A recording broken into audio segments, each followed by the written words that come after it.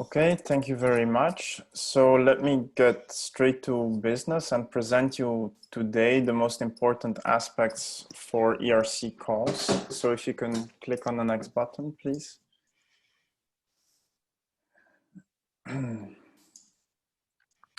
So let me first introduce to you the ERC, the European Research Council, for those of you who are still a bit unfamiliar with it. It is a European funding agency that supports excellence in frontier research through a bottom-up individual-based pan-European competition. So what does it mean? The ERC tries or is aimed at supporting individual researchers by giving them individual grants. The motivation for that is in this way they get scientific recognition because the ERC is seen as a quality label of excellence, but we also provide PIs, principal investigators, with scientific and financial autonomy in this way for a period of up to 5 years. Now, the motto is bottom up. That means it is investigator driven. It means you as a PI come to the ERC with your idea, with your discipline, and you say, I want to investigate this, this, and this. So there are no predetermined topics for research, in contradiction to maybe some other calls in the European Commission. So in this sense, the ERC is a very unique funding agency. We're also looking for groundbreaking, high risk, high gain research in all fields of science.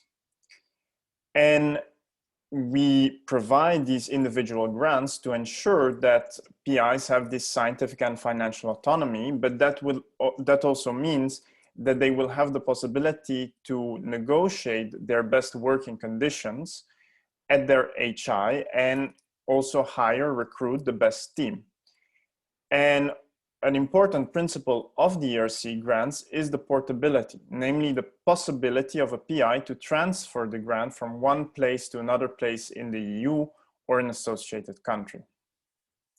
So how does this work? If we go to the next slide, you will see that the ERC consists of the Scientific Council and the Executive Agency, and those two form the governance of the ERC. So on the one hand, we have the Scientific Council, who consists of 22 prominent scientists. They basically define the overall scientific strategy of the ERC for each year. And they also control the operation quality of the ERC. So what is the outcome of that? The most important outcome for you is that each year they present the annual work program that defines the calls that will be launched that year. On top of that, they are also responsible for expert selection. So later on, we will see that the ERC works with panels, so they will recruit the panels, the panel members for the panels, and so on. From the executive agency side, where I am a part of, we're an agency formed by former researchers and administrators, and we're there to execute the annual work program. So it means that we're there to support applicants, principal investigators, experts, and the Scientific Council. And so basically what we do is we organize these peer review evaluations of the calls as defined in the annual work program.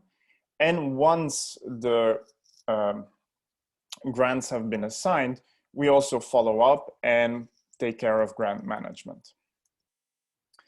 Now, if we go to the next slide, then you will see that the ERC is, of course, not completely independent. We've been part of the European Commission since the beginning and part of the European Commission framework programs, FP7 and Horizon 2020. And also in Horizon Europe, we will be part of Horizon Europe, and 16.6% is foreseen of the total budget of Horizon Europe for the next 7 years. So if we then go now to the more relevant aspects of the calls for you, let's talk about the submission first. The basic grant schemes for the ERC are 3 individual grants: starting, consolidator, and advanced. And they're all defined based on your level of seniority. Starting grant 2 to 7 years after the PhD, consolidator grant 7 to 12 years after the PhD, and advanced is everything after consolidator grant. Now, there is also the possibility to have synergy. Now, in 2021, there won't be a synergy call. So only the individual grant calls will be there together with the proof of concept. Now, the proof of concept is a very small type of grant, a top-up grant, once you have one of the individual or the synergy grant. Now, we are going to focus on starting and consolidator grant today. So let's jump to that. But first, let me also quickly explain you a little bit the philosophy of the budget for the ERC. Basically, a part of proposing your research topic, you also need to propose a budget request. And each request needs to be justified. And what will happen is once you get the grant, basically your entire budget that you've proposed will at some point indeed be paid to you, but you will only get it if you prove that you've incurred those costs. So when you set up this budget, you need to make sure that you estimate the real costs of your project. And you need to include, of course, 25% of indirect costs always. And on top of that, you can also ask for additional grant. So there are 4 cases for which you can ask an additional grant. So can you click again, Natasha? So, and the additional grant is €1 million. So first of all, if you are not in an EU or an EU associated country, but you want to move to an EU or EU associated country, you can ask money, additional extra grant as startup costs. You can use it to purchase large equipment, to access large facilities, or, and this is new since last year, other major experimental and field work costs without a personal cost. Okay, so next, how does a ERC proposal look like? Well, it consists basically of 4 parts. Part A is an administrative form that you fill in on the web. A part of that, you also have annexes, and then there's a part B1 and a part B2. The part B1 and the part B2, they form the scientific part of your proposal. Now, part A and the annexes, those are not seen by the experts. Those are only seen by the agency, and we use it to test your eligibility, to validate your eligibility.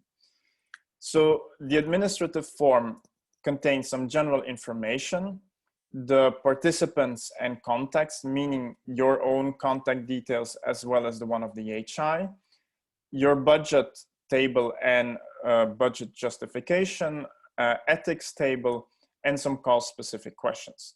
In the annexes, you have the HI support letter, and for starting and consolidator grant, you also need to provide us with a copy of your PhD record as well as any other supporting documents. I will come back to that point later. Part B1 and part B2, those are the ones that are used for evaluation and partly also for eligibility. Part B1 should contain an extended synopsis of about 5 pages. And if your proposal is not just in one particular panel or in one particular domain, as we will see later, you also need to include an explanation why it is cross-domain, cross-panel, and you want to have it reviewed by cross-panel reviewers. On top of that, you also need to provide us with a scientific curriculum vitae, which should include also mentionable career gaps. Again, this is necessary for the eligibility window. And you should also provide us with a succinct funding ID. So the curriculum vitae can be 2 pages. There is no particular limit on the funding idea, but usually it's 1-2 pages with your current funding and potential other requested funding related to the project. On top of that, you also need to provide an early achievement track record, not more than 2 pages. We will come back to that later as well.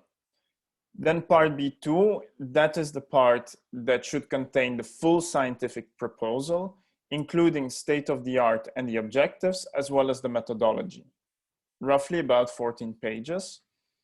And the resources and time commitment should then contain an additional 2 pages.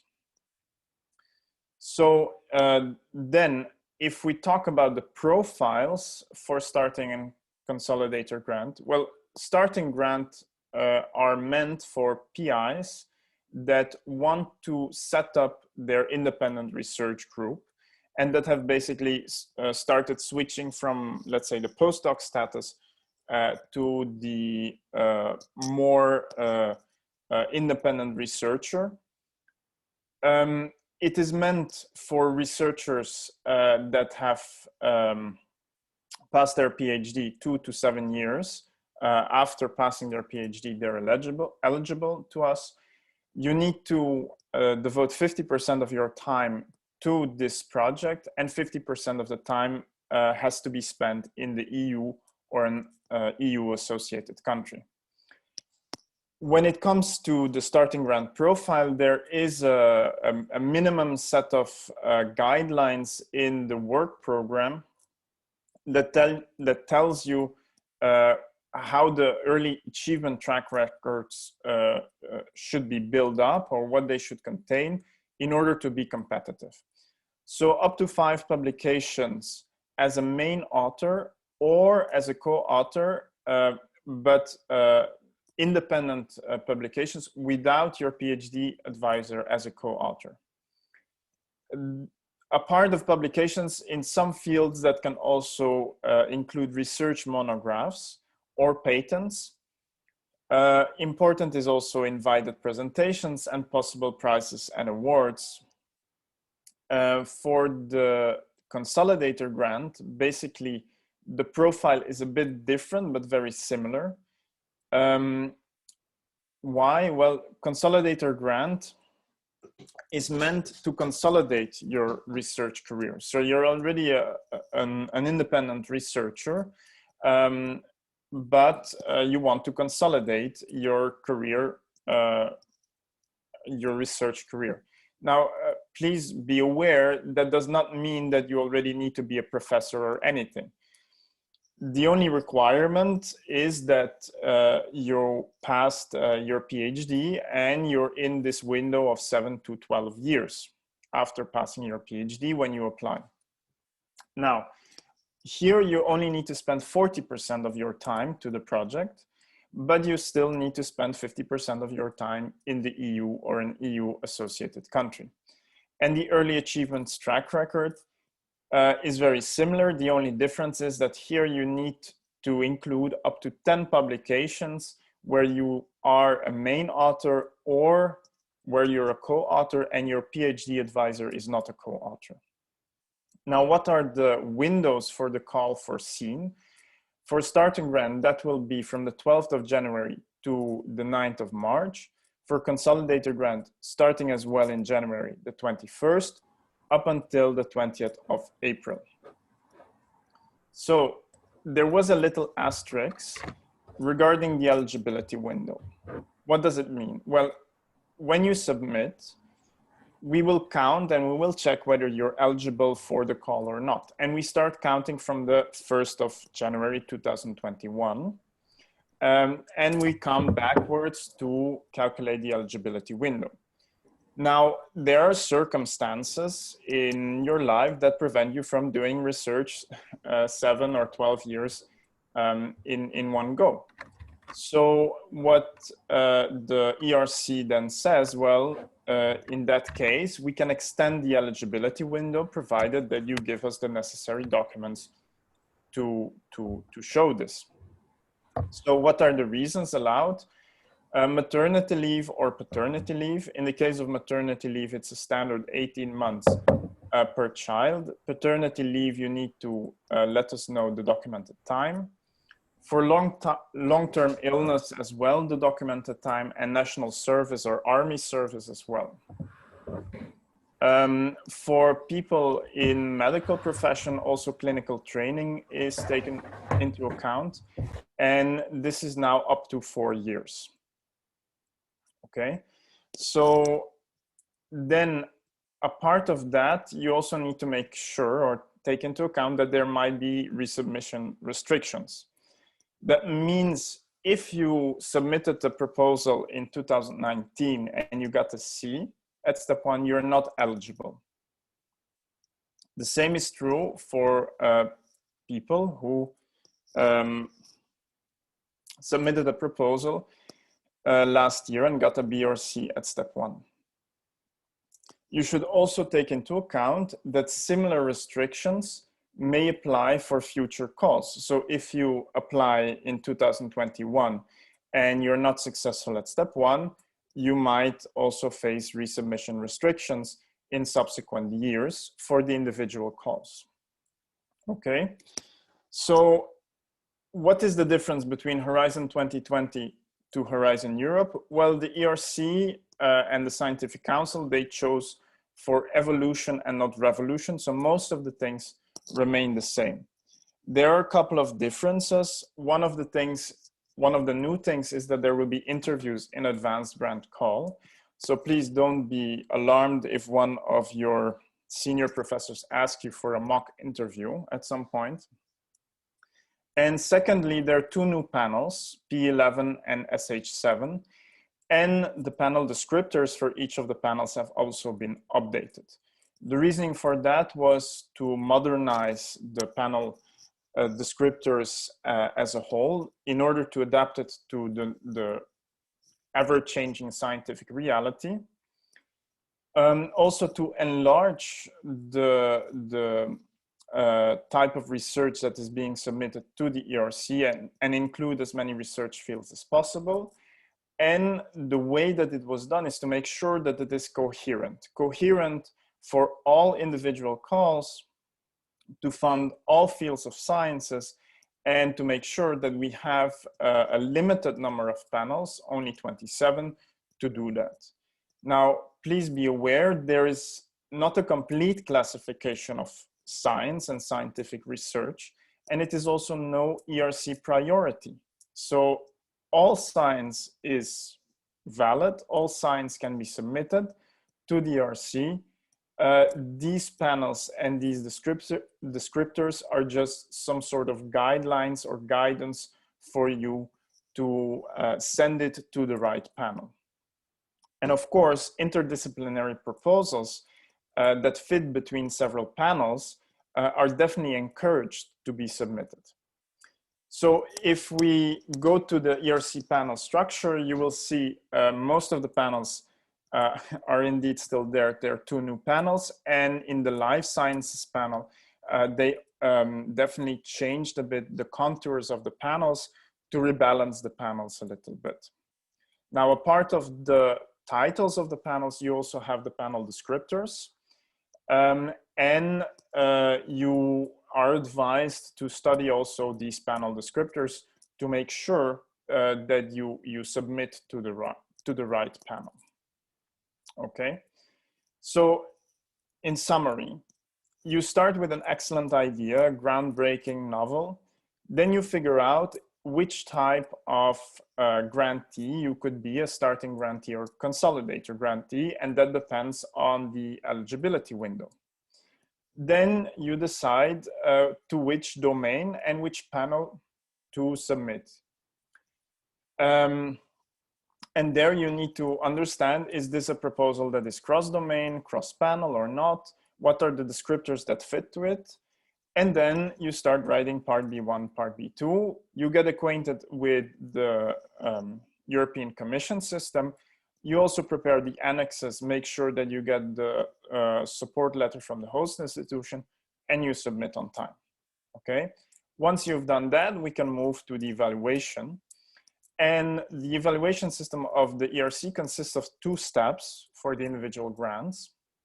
Step 1, where panel members and possibly also cross-panel members review your part B1. Once the remote phase of this assessment is done, there will be panel meetings where the panel members get together either physically or virtually, and they discuss all these proposals, and they decide which proposals are competitive enough to go to step 2. Other proposals will receive feedback together with a score, which will be either B or C. And those proposals are at that point judged not to be competitive enough. Now, the proposals that receive an A score at step 2, they will move to step 2, be reviewed by the panel members, but then also be reviewed by remote reviewers as specialists. And at this point, at step 2, they will see both part B1 and part B2. Once the remote phase is over, again, there will be a panel meeting. And now you as a PI will also be invited for an interview. After the panel meeting and after the discussions within the panel, they will decide on a rank list of proposals. And that rank list of proposals will consist of proposals that have a score A, so they're fundable, or proposals with a B, which are, they're very good, high quality, but not sufficient. And then if we go to the next slide, you will see what the evaluation criteria are throughout the 2 steps. So first of all, for step 1, reviewers are asked to look at the research project and at the principal investigator. For the research project, they're asked to assess the groundbreaking nature and the potential impact of the proposal, as well as the scientific approach. Now, how do they do that? We have particular questions that probe the important challenges of the research project, the ambitiousness, and whether it goes beyond the state of the art, and whether the research project is high risk, high gain. When it comes to the scientific approach, we ask whether it is feasible or not. Regarding the principal investigator, there they have to judge based on your scientific CV as well as your early track record to see if you have the ability for groundbreaking research, to conduct groundbreaking research, whether you've shown creative and independent thinking, and whether you have the scientific expertise and capacity to execute the proposal. And in step 2, there is on top of that also the requirement to check the methodology and the working arrangement together with the time scale, resources, and PI commitment. But this can only be done based on part B2. So that is why those criteria are only there at step 2. So